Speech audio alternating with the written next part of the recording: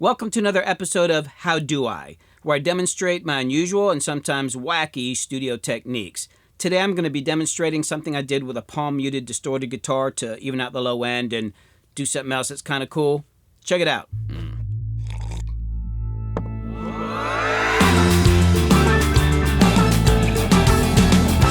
So I've been working on a mix for a song called Deja Vu that a friend of mine, Andrew Hill, produced and mixed for a band called Vibe.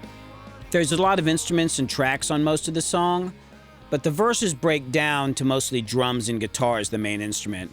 Andrew had not put any bass on the verses. He wanted all the low end to come from a guitar, which is a big palm-muted guitar.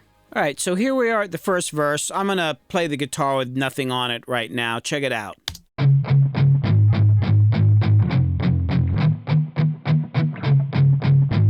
The low end's not super even. And not only that, it doesn't really have the low end that you need to cover where a bass would be. It's going to need a lot more boom. So the first thing I did was pull up the FabFilter Pro Q3, and I normally use this plugin for subtractive EQ, especially the dynamic EQ on there. It's just amazing. I can really dial in what I want. You can see I'm boosting a little upper mid-range and stuff, but the main thing I'm doing here is kind of knocking down a couple of the notes, just booming a little bit more than the other ones. Check it out.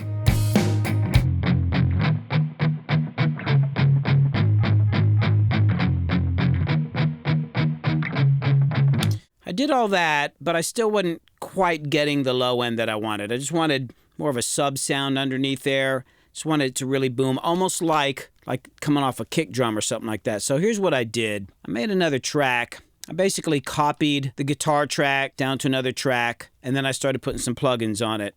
And I'll be honest with you, looking back on this now, I did this a few days ago.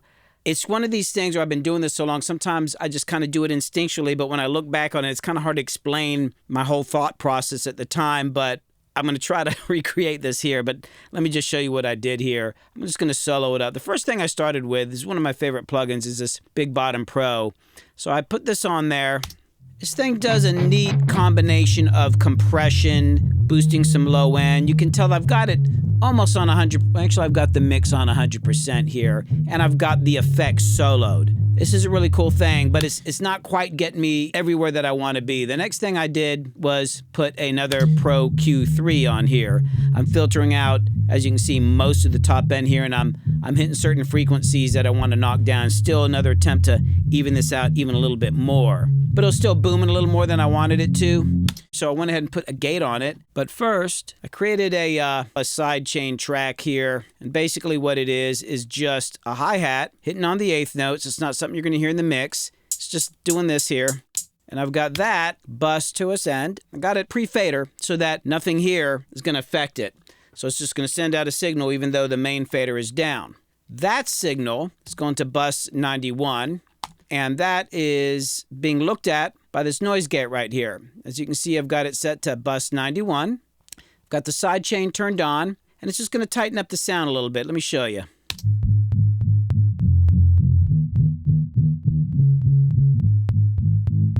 But now you can hear it popping a little bit. So I put this on here, kind of get rid of that clicky. And then put a trim plugin on it and automated it to kind of equal it out a little bit more. It's kind of hard to tell what the results are going to be just listening to it soloed. I was obviously going back and forth when I was doing this, not just soloing it the whole time. But here's what it sounds like with it. Without. Then with. So it's getting there, but there's that one chord that just still has no low end on it. No matter what I do, I can't get any of the upper low mids or these sub things. It's just nothing there. So I had to do another trick. It's the only way I could figure out how to get that D sharp to give me the boom that I wanted. Check it out. So what I'm going to do is make another track here. I'm going to name it Chunk Sub because this is a chunky guitar after all. I'm going to go ahead and bus it over to my instrument output. And then I'm going to pull up my frequency chart here. And this is something I actually use a lot of the time. We go to a D sharp and it's 77.78 hertz. We're going to go back into Pro Tools and we're going to pull up the signal generator plugin. And we're going to type in 77.78 hertz. It's going to round up to 78. That's fine. And then I'm going to set my level to -7. No particular reason. I just kind of always do it that way. And we're going to go to each section where he's on the D sharp and generate a tone, a pure tone on all those sections. So here's what you end up with. This is what it sounds like. See?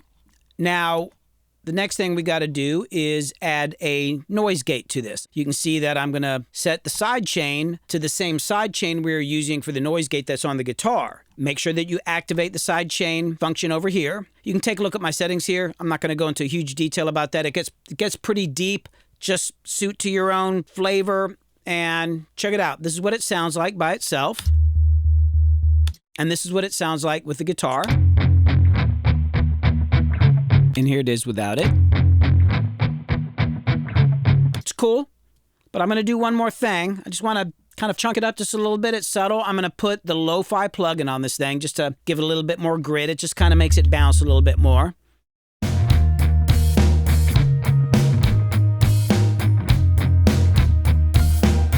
Now I'm going to blend it in.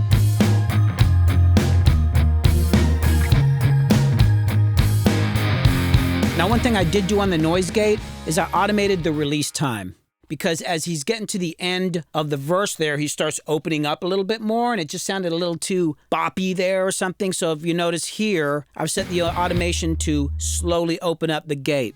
So here's the final result. Without it, and back in.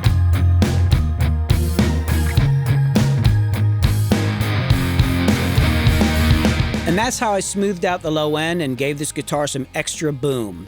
I've actually never done this before. It was a new one for me. But as usual, you know, my techniques, the things I'm showing, they're what I do. They may work for you, they may not. They're not for everybody. And if you're looking at the plugins I'm using and you want to try those ones out, that's cool, but probably your plugins will work fine too. It's just, I have a weird way of doing things and I just like to show it off sometimes. So if it helps you out, well, good. If you liked what you saw, hit the subscribe button and come back for more. Right now, I think I got a session starting, so I gotta go. See you later.